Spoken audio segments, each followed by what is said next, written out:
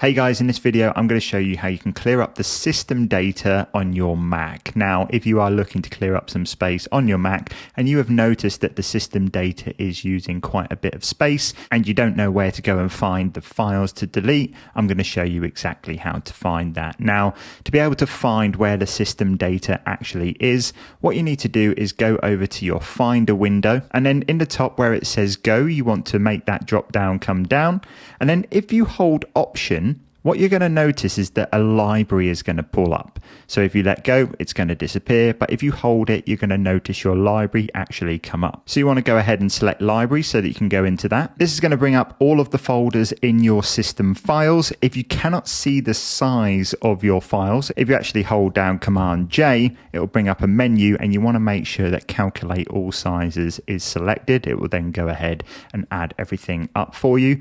But what you can essentially do is actually go through this and start deleting things that you don't need. Now, one obvious thing that stands up to me is the caches. If I actually look into the caches, it has apps that I don't even own anymore. So what I'm actually going to go ahead and do is delete all of my caches right here, move that to the bin, type in my password.